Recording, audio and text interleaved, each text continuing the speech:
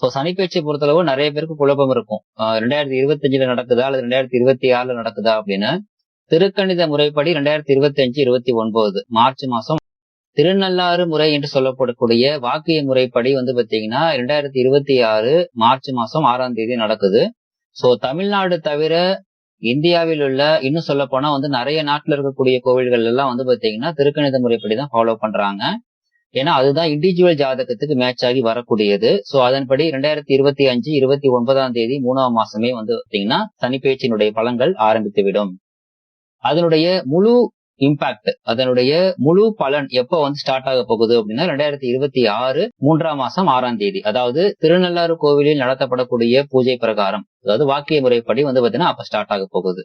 So அப்ப இப்ப நடக்கக்கூடிய சனிப்பெயர்ச்சினால மாற்றங்கள் இருக்குமா சார் அப்படின்னா கண்டிப்பாக மாற்றங்கள் இருக்கும். அந்த மாற்றம் பாத்தீங்கன்னா சிலருக்கு மிகப்பெரிய லெவல்ல பிளஸ்ஸாவும் இருக்கும், மிகப்பெரிய லெவல்ல மைனஸாவும் இருக்கும். அது உங்களுடைய ராசிக்கும் உங்களுடைய சுயஜாதகத்துக்கும் உள்ளபடிதான். சோ இப்ப சனிப்பெயர்ச்சி பலன்களை 3 பகுதிகளாக பார்க்க போகிறோம். முதல் பகுதியை பொறுத்தளவு உங்களுடைய ராசிக்கு சனி பகவான் எந்த இடத்தில் அமர்கிறார், எந்த இடத்தை பார்த்து செய்கிறார், அதன்படி உங்களுக்கு என்ன பலன் அப்படிங்கறத பொதுவா பார்க்க போறோம். சக்சஸ் விகிதம் அப்படிங்கிறது 30ல இருந்து 60% வரைக்கும் பொருந்தும்.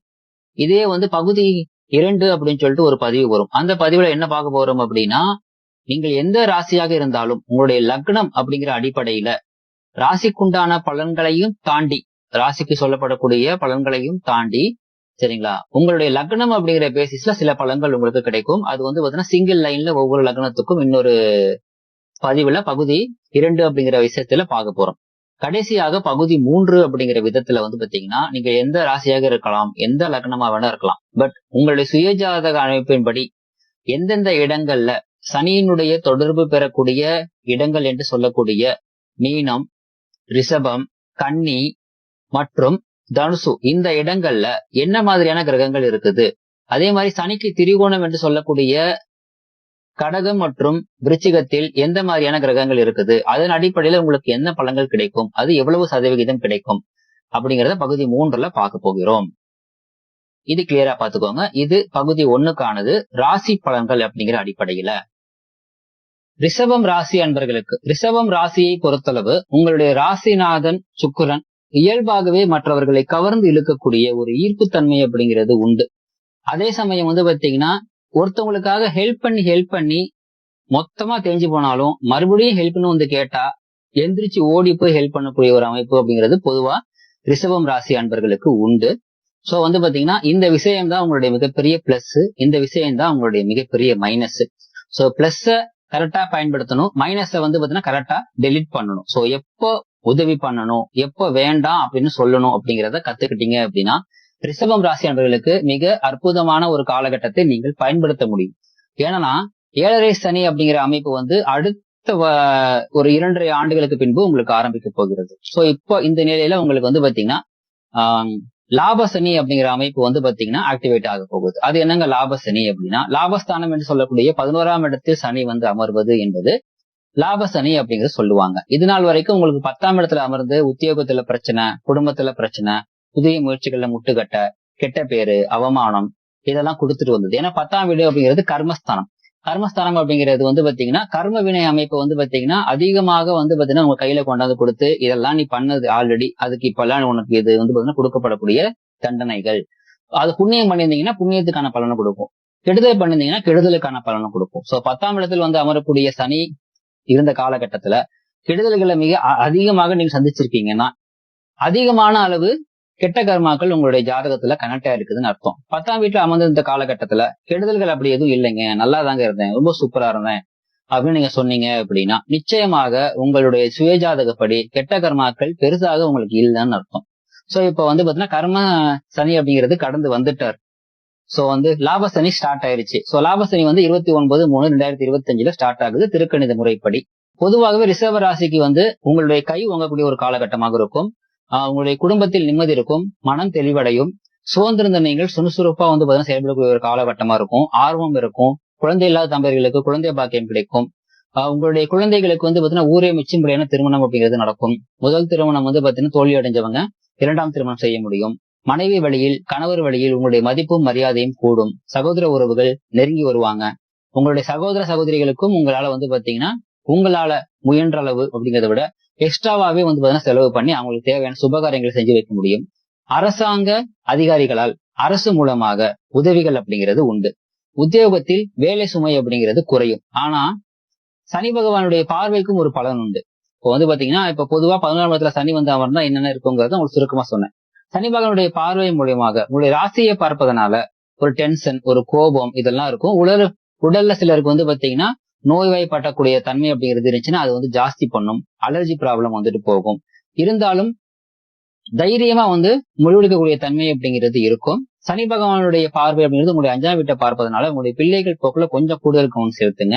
அவங்களுடைய படிப்பு, அவங்களுடைய வேலையை பொருட்டு பிள்ளைகளை பிரிய வேண்டிய சூழல் அப்படிங்கிறது கூட இருக்கலாம். குடும்பத்தினுடன் சென்று குலதெய்வ பிரார்த்தனைகளை வந்து கம்ப்ளீட் பண்ண முடியும். சனி பகவான் உங்களுடைய 8ஆம் வீட்டை பார்ப்பதனால அயல்நாட்டு பயணமும் சாதகமாக அமையும். அதே சமயம் சனி பகவான் 8ஆம் வீட்டை பார்க்கும் பொழுது 8ஆம் வீடு தொடர்பான திடீர் அவமானங்களையும் கொண்டு வந்து கொடுக்கும். 8ஆம் வீடு தொடர்பான திடீர் அதிர்ஷ்டங்களையும் கொண்டு வந்து கொடுக்கும். இதுல அதிர்ஷ்டம் யாருக்கு கிடைக்கும், அவமானம் யாருக்கு கிடைக்கும் அப்படிங்கிறது அவங்களுடைய சுயஜாதகம் பொறுத்தது. சோ இது வந்து பாத்தீங்கன்னா பகுதி 2 பகுதி 3 அதை பத்தி பார்க்கலாம். பூரட்டாதி நட்சத்திரத்தில், அதாவது குரு பகவானின் பூரட்டாதி நட்சத்திரத்தில் சஞ்சரிக்கக்கூடிய சனி பகவான் உங்களுக்கு உடல் நலம் சார்ந்த விஷயத்துல கொஞ்சம் பாதிப்பு கொடுத்தாலுமே பொருளாதார வளர்ச்சி அப்படிங்கிறது மிக சிறப்பாக இருக்கும். பொருளாதார வளர்ச்சி மூலியமாக வந்து பாத்தீங்கன்னா எப்படி சொல்றது, இந்த காலகட்டத்துல சுப செலவுகள் அப்படிங்கிறது ரொம்ப சூப்பரா பண்ண முடியும். அதே மாதிரி வந்து பாத்தீங்கன்னா இன்வெஸ்ட்மெண்ட் நல்லா பண்ண முடியும். சோ வியாபாரத்துல நல்ல லாபம் கிடைக்கும். உத்தியோகத்துல உயர்வு கிடைக்கும். இது எல்லாமே நல்ல ஒரு பிளஸ். அடுத்ததாக வந்து பாத்தீங்கன்னா தன்னுடைய சுயசாரம் என்று சொல்லக்கூடிய உத்திரட்டாதி நட்சத்திரத்தில் பயணிக்கும் பொழுது சனி பகவான் தன்னுடைய நட்சத்திரத்தில் வந்து அமர்தல் அப்படிங்கிறது மிக மிக கூடுதல் பலம். சோ வந்து பாத்தீங்கன்னா சனி பகவான் தன்னுடைய பலனை பரிபூர்ணமா கொடுப்பார், நல்லதோ கெட்டதோ. சோ அப்ப வந்து பாத்தீங்கன்னா வந்து அதாவது தனக்கு சாதகமா ஒருத்தர் வந்து பாத்தீங்கன்னா ஒரு டீம்ல வந்து ஒருத்தர் அமைஞ்சிருக்காருன்னு வைங்க. சோ அவர் இறங்கி அடிப்பார் இல்லைங்களா. சோ அவர் நல்லவரா இருந்தா நல்லதா அடிப்பாரு, கெட்டதா இருந்தா கெட்டதா அடிப்பாரு. யாருக்கு நல்லவர் யாருக்கு கெட்டவர்ங்கிறது ஜாதகத்தை பொறுத்துதான் இது மாறுபடும். ரிஷபராசிக்கு அவர் வந்து பாத்தீங்கன்னா 9ஆம் அதிபதி, அதனால வந்து பாத்தீங்கன்னா பாக்கியத்தை மட்டும் தான் கொடுப்பாரு அப்படின்னு எடுத்துக்க முடியாது. ரிஷபராசிக்கு அவர் வந்து பாத்தீங்கன்னா பாக்கியாதி மட்டும் கிடையாது, அவர் தான் பாதகாதிபதி. சோ அப்ப கெடுதல் கொடுப்பாரா சார் அப்படின்னா அப்ப நன்மை எவ்வளவு கெடுதல் எவ்வளவு. ரிஷபத்துக்கு அவர் தான் 10ஆம் அதிபதியும். சோ அவர் தான் கர்மஸ்தான அதிபதி. சோ கர்மஸ்தான அதிபதி வந்து பாத்தீங்கன்னா லாபஸ்தானத்துல வந்து அமர்ந்து தன்னுடைய நட்சத்திரத்தில் அமரும் பொழுது என்ன சார் பண்ணுவாரு, நல்லது பண்ணுவாரா கெட்டது பண்ணுவாரா அப்படின்னா ராசிக்கு படி பார்த்தோம்னா நல்லது பண்ணுவாரு. ஆனா ஜாதகப்படி அப்படிங்கிறது உங்களுக்கு எப்படி இருக்கும், அந்த நல்லதா கிடைக்குமா அல்லது கெட்டதா கிடைக்குமா அப்படிங்கிறது எல்லாமே ஜாதகப்படி மாறுபடும்.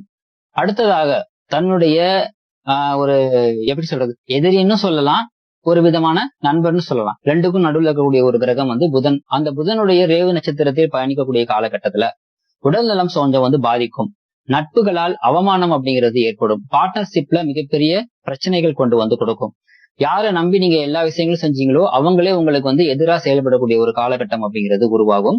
சோ இதெல்லாம் கொஞ்சம் கவனத்துல வச்சுக்கோங்க. இந்த காலகட்டத்துல புதுசா வந்து பாத்தீங்கன்னா பார்ட்னர்ஷிப் வந்து பாத்தீங்கன்னா மூலியமா வந்து எதையும் செய்யக்கூடாது. உங்களுடைய திட்டங்களை வந்து பாத்தீங்கன்னா உங்களுக்கு ரொம்ப பழகினவங்க கிட்ட, முக்கியமா ஃப்ரெண்ட்ஸ் கிட்ட எல்லாம் வந்து பாத்தீங்கன்னா முழுசா சொல்லக்கூடாது. இதுல வந்து அவங்க மேல குற்றமே இல்லைன்னாலும் அவங்க மேல தப்பே இல்லைன்னாலும் அந்த பிரச்சனைக்குரிய வந்து பாத்தீங்கன்னா ஒரு ரிசல்ட் அப்படிங்கிறது உங்களை மட்டும்தான் வந்து பாத்தீங்கன்னா பாதிக்கும், அவங்கள பாதிக்காது. ஒருவேளை நீங்க ஒரு விஷயம், ஒரு ஃபார் எக்ஸாம்பிள் ஒரு வந்து பாத்தீங்கன்னா ஒரு படம் எடுக்கணும்னு முடிவு பண்றீங்க, அதுக்காக கதை எழுதுறீங்கன்னு வைங்க. நீங்க மாஞ்சி உட்காந்து எழுதிருப்பீங்க. உங்க ஃப்ரெண்டு அல்லது உங்க கூட ரொம்ப நம்பிக்கையா இருக்கிறவர் என்ன பண்ணுவாரு அப்படின்னா அதை எடுத்துட்டு போய் தன்னுடைய கதை, தன்னுடைய ஸ்கிரிப்ட் அப்படின்னு சொல்லி கொடுத்துட்டு வந்து பாத்தீங்கன்னா சக்சஸ் பண்ணிடுவாரு. இது மாதிரி நீ நிறைய கேள்விப்பட்டிருக்கலாம், படத்துல கூட பார்த்துக்கலாம். இது மாதிரியான விஷயங்கள், அதாவது நம்பிக்கை துரோகம்னு சொல்லலாம் சுருக்கமா சொல்லணும்னா. அதாவது ரேவதி நட்சத்திரத்தில் பயணிக்கக்கூடிய காலகட்டத்துல ரிஷப ராசி அன்பர்களுக்கு வந்து பாத்தீங்கன்னா நம்பிக்கை துரோகம் அப்படிங்கிறது ஏற்படும். அது வந்து பாத்தீங்கன்னா நாட் ஓன்லி ஃப்ரெண்ட்ஸ், உங்களுடைய ஃபேமிலி சர்க்கிள்லயும் இருக்கலாம், குழந்தைகள் மூலமாவும் இருக்கலாம்.